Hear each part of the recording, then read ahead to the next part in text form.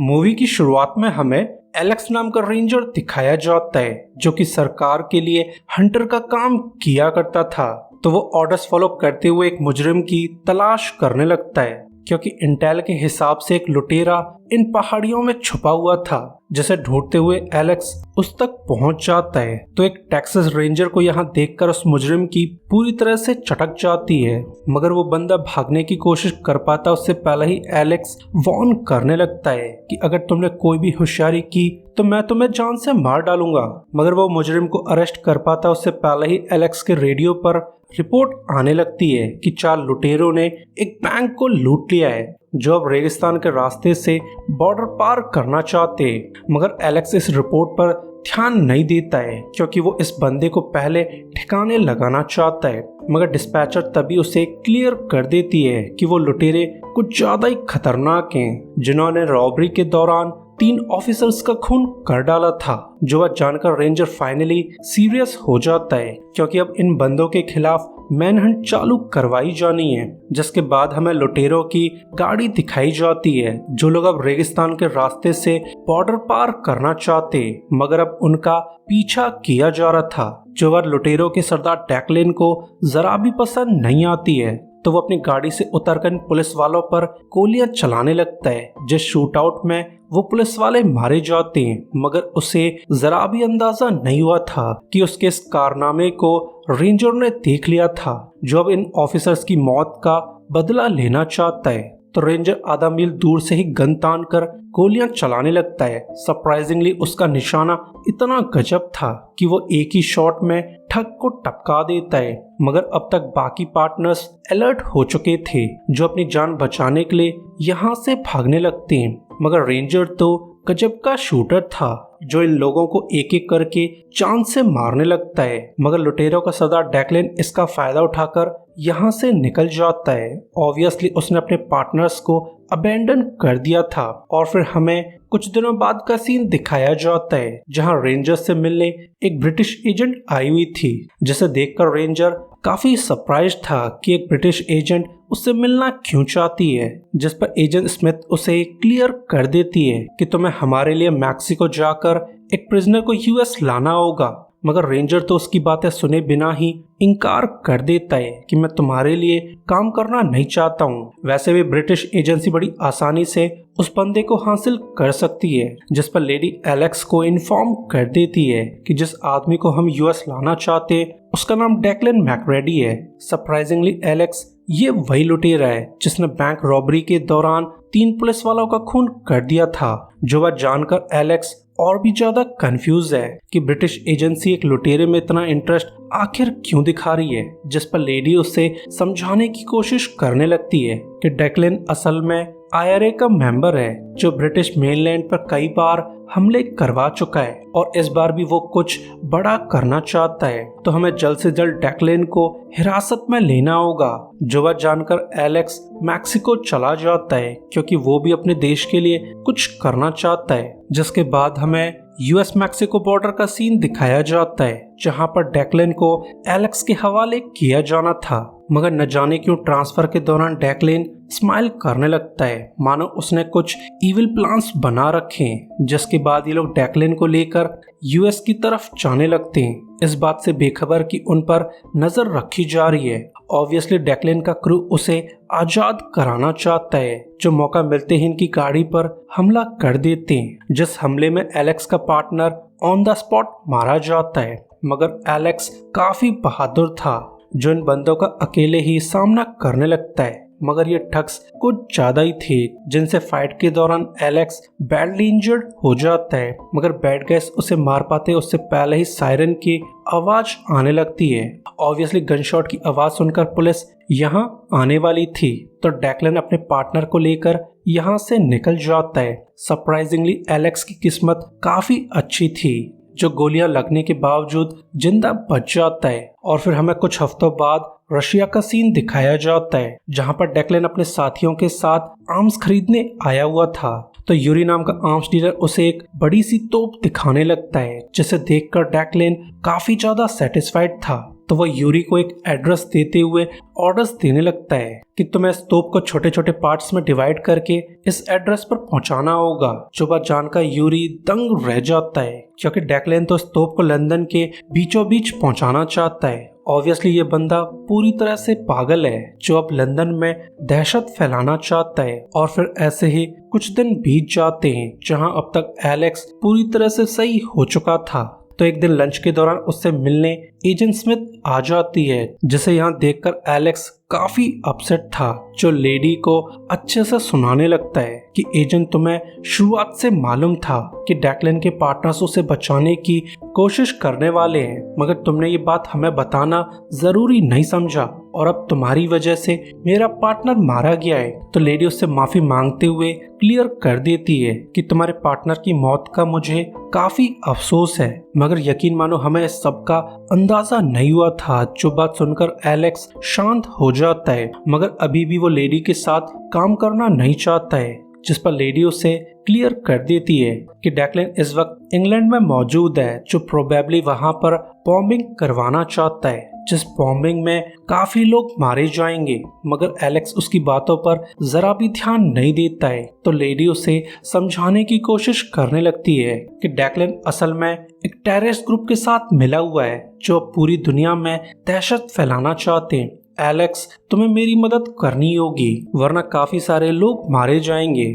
जो बात जानकर एलेक्स फाइनली सीरियस हो जाता है और अब वो लेडी की मदद करना चाहता है। तो ये लोग अगले ही फ्लाइट से लंदन चले जाते हैं, जहां इन्हें रिसीव करने के लिए MI6 का चीफ आया हुआ था, जो उन्हें मिशन की जानकारी देते हुए क्लियर कर देता है कि तुम्हें अपनी स्टे के दौरान हमारे रूल्स को फॉलो करना होगा। जो बात जानकर एलेक्स काफी अपसेट था। वहीं दूसरी तरफ डैकलेन अपनी गर्लफ्रेंड के साथ खुशियां बांटने आया हुआ था। तो उसकी गर्लफ्रेंड एंजल सवाल करने लगती है कि आखिर तुम यहाँ पर क्यों आई हो, जिस पर डैकलेन एंजल की हेल्प मांगने लगता है कि अगले मिशन के लिए हमें तुम्हारी जरूरत है। मगर एंजल की नजर में डैकलेन और उसका क्रू पूरा पागल है, जिनके चक्कर में लेडी उलझना नहीं चाहती है। जो बात जानकर डैकलेन काफी ज्यादा अपसेट था, क्योंकि अब उसकी लवर ने ही उसे अबेंडन कर दिया था। वही दूसरी तरफ स्मिथ और एलेक्स अब तक होटल में चेक इन करा चुके थे, जो यहाँ का काम पूरा होने के बाद एक क्लब चले जाते हैं, जिसे डैकलेन की गर्लफ्रेंड एंजल अक्सर विजिट किया करती थी। और उसी लेडी से ये लोग मिलना चाहते हैं, क्योंकि एंजल काफी समय से MI6 का साथ देती आ रही है और अब वो डैकलेन को बिट्रे करके अपने 3 IRA मेंबर्स को आजाद करवाना चाहती है। जो बात जानकर स्मिथ उसकी डील को आसानी से एक्सेप्ट कर लेती है। तो एंजल इन दोनों को लेकर एक बिल्डिंग के बाहर छोड़ देती है कि इसी बिल्डिंग में डैकलेन का सेकंड इन कमांड ओलेग मौजूद है। अगर वो पकड़ा गया तो डैकलेन भी तुम्हारे हाथ लग जाएगा। जो बात जानकर ये लोग बिल्डिंग में एंटर कर जाते हैं, मगर ओलेग काफी ज्यादा चालू था, जो इनकी प्रेजेंस महसूस करते ही अंधाधुंध गोलियां चलाने लगता है। मगर एलेक्स भी गजब का फाइटर था, जो इस बंदे को टक्कर देने लगता है। मगर ओलेग बहुत पावरफुल है, जो एलेक्स को कूट काट कर यहाँ से निकल जाता है। मगर फाइट के दौरान लेडी के हाथ ओलेग का फोन लग चुका था। तो ये लोग फोन की चेकिंग करवाने के लिए MI6 के हेडक्वार्टर चले जाते हैं, जहाँ पर चीफ इन्हें देखकर काफी ज्यादा अपसेट था। ऑब्वियसली अब तक उसे रात वाले हमले के बारे में पता चल चुका है, जो इन दोनों को अच्छे से हड़काने लगता है कि तुम्हें होटल में रुकने के आदेश दिए गए थे, मगर फिर भी तुम ऑर्डर्स को डिसोबे करके अपनी ही इन्वेस्टिगेशन चलाना चाहते हो। यकीन मानो मैं तुम लोगों को बर्बाद कर सकता हूँ। जो बात जानकर एलेक्स और स्मिथ काफी ज्यादा अपसेट थे, मगर उनके अपसेट होने से चीफ को जरा भी फर्क नहीं पड़ता है, क्योंकि अब वो इन दोनों को मिशन से हटाना चाहता है। जो बात जानकर एलेक्स और स्मिथ का मूड पूरी तरह से खराब हो जाता है, क्योंकि अब उनकी कोशिशें बेकार होने वाली थी। तो वो लोग कुछ सोचकर US लौटने का डिसाइड कर लेते हैं, मगर उन्हें जरा भी अंदाजा नहीं हुआ था कि उनकी तरफ मौत आने वाली है, क्योंकि उन्हें ढूंढते हुए ओलेग अपने पार्टनर्स के साथ यहाँ आ चुका था। जो बंदा एलेक्स को मारने के लिए गन तान लेता है, मगर वो गोली चला पाता उससे पहले ही लेडी ने ओलेग को देख लिया था, जो एलेक्स की जान बचाने के लिए ओलेग को गोली मार देती है, जिससे अब ओलेग बैडली इंजर्ड हो चुका था। मगर यहाँ पर तो ओलेग के 2 पार्टनर्स मौजूद थे, जो लेडी पर अंधाधुंध गोलियां चलाने लगते हैं। वैसे इन गनशॉट्स की आवाज सुनकर एलेक्स भी अलर्ट हो चुका था, जो इन बंदों को मारते हुए बाहर जाने लगता है। सरप्राइजिंगली ओलेग अभी भी जिंदा था, जो टूटी फूटी हालत में ही इनका पीछा करने लगता है। मगर अब तक एलेक्स और स्मिथ यहाँ से निकल चुके थे। जल्द ही डैकलिन भी यहाँ आ जाता है, जो ओलेग को लेकर एक क्लिनिक चला जाता है। ऑब्वियसली वो ओलेग का इलाज करवाना चाहता है। सरप्राइजिंगली इस क्लिनिक का डॉक्टर डैकलिन का फादर था, जो अपने बेटे की खातिर ओलेग की इंजरीज को ट्रीट कर देता है। मगर अब वो ओलेग को देखना नहीं चाहता है, क्योंकि उसकी नजर में ओलेग एक ट्रेटर है, जो अब अपना मिशन भूलकर आतंकवादी बन चुका है। तो ये सब जानकर डैकलिन पूरी तरह से टूट जाता है, क्योंकि अब वो इस दुनिया में पूरी तरह से अकेला था। और फिर ऐसे ही कुछ दिन बीत जाते हैं, जहां एलेक्स और स्मिथ एक होटल में छुपे हुए थे, जो यहाँ से निकल पाते उससे पहले ही उन्हें बैड फीलिंग्स आने लगती हैं, क्योंकि अब तक ओलेग और उसके गुंडों ने इस जगह को ढूंढ लिया था, जो ऑब्वियसली एलेक्स और स्मिथ को मारना चाहते हैं। जिसके बाद ओलेग अपने गुंडों को लेकर होटल रूम के पास पहुंच जाता है, मगर एलेक्स काफी ज्यादा चालू था, जो रूम के अंदर से ही अंधाधुंध गोलियां चलाने लगता है, जिसमें ओलेग के सभी साथी मारे जाते हैं। मगर ओलेग को इनकी मौत से जरा भी फर्क नहीं पड़ता है, जो अंदर आकर एलेक्स से फाइट करने लगता है। सरप्राइजिंगली ओलेग कुछ ज्यादा ही पावरफुल था, जो एलेक्स की बुरी तरह से धज्जियां उड़ाने लगता है। मगर जो भी हो, एलेक्स मूवी का हीरो था, जो ओलेग की आंख फोड़ने में कामयाब हो जाता है। तो ओलेग अपनी जान बचाने के लिए यहाँ से भागने लगता है, क्योंकि अब तक पुलिस भी यहाँ आ चुकी थी। और फिर जल्दी इस इंसिडेंट की न्यूज अखबार में छप जाती है, जो देखकर चीफ काफी ज्यादा अपसेट था। मगर फिर भी वो इन्हें इन्फॉर्म कर देता है कि इंटेल के हिसाब से डैकलिन काफी समय से एक न्यूक्लियर साइंटिस्ट के कांटेक्ट में था।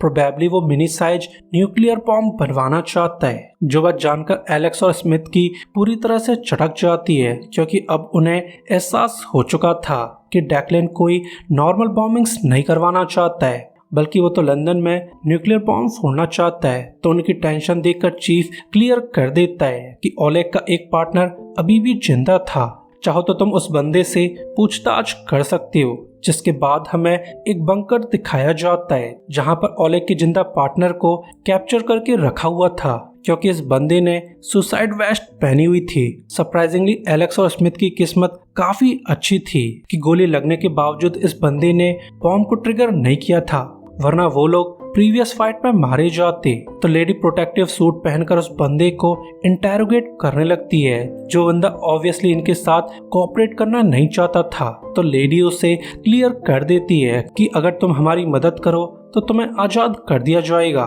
जो बात जानकर वो बंदा इन्हें क्लियर कर देता है कि डैकलिन नदी के पास वाली बिल्डिंग में मौजूद है, जहाँ से वो लोग एक तोप के थ्रू गोले दागने वाले हैं। वहीं दूसरी तरफ हमें डैकलिन दिखाया जाता है, जिसने अब तक यूरी की भेजी हुई तोप को असेंबल कर लिया था, जो अपने बॉस कश्मीरी को रिपोर्ट्स देने लगता है कि हमने काफी मेहनत के बाद तोप को असेंबल कर लिया है। साथ ही उसके गोलों में न्यूक्लियर मटेरियल मौजूद है। यकीन मानो उसका एक ही गोला बहुत तबाही मचाने वाला है। जो बात जानकर कश्मीरी काफी ज्यादा खुश था, मगर उस बंदे ने तो कुछ और ही प्लान्स बना रखे थे, जो कुछ सोचकर डैकलिन को उसी के काम से अलग करने लगता है। जो बात जानकर डैकलिन काफी ज्यादा अपसेट था, क्योंकि अब तक उसे समझ आ चुका है कि कश्मीरी शुरुआत से ही उसका यूज करता आ रहा है। ऑब्वियसली वो डैकलिन का यूज करके इस तोप को यहाँ लाना चाहता था, ताकि इस तोप और उसके गोलों के दम पर ब्रिटिश सरकार को थ्रेटन किया जा सके।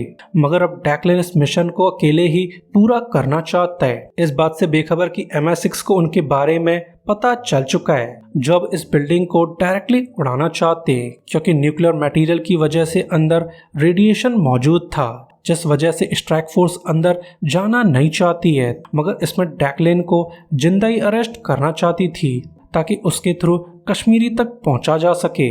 तो वो स्ट्राइक फोर्स के कमांडर को इन्फॉर्म कर देती है कि हम दोनों डेक्लेन को पकड़ने के लिए अंदर जाने वाले, जो वह जानकर कमांडर काफी अपसेट था, मगर फिर भी वो इन्हें 10 मिनट का टाइम दे देता है। तो लोग जल्दी से बिल्डिंग में एंटर कर जाते हैं, मगर ओलेग की नाक कुछ ज्यादा ही तेज थी, जो इन्हें ढूंढते हुए इनके पास आकर गोलियां चलाने लगता है, जिससे एलेक्स और ओलेग के बीच तगड़ी फाइट चालू हो जाती है। मगर अब एलेक्स इस बंदे से तंग आ चुका था, जो एक हथौड़े से ओलेग का खोपड़ा फोड़ देता है। सरप्राइजिंगली ओलेग इस बार सच में मर चुका था।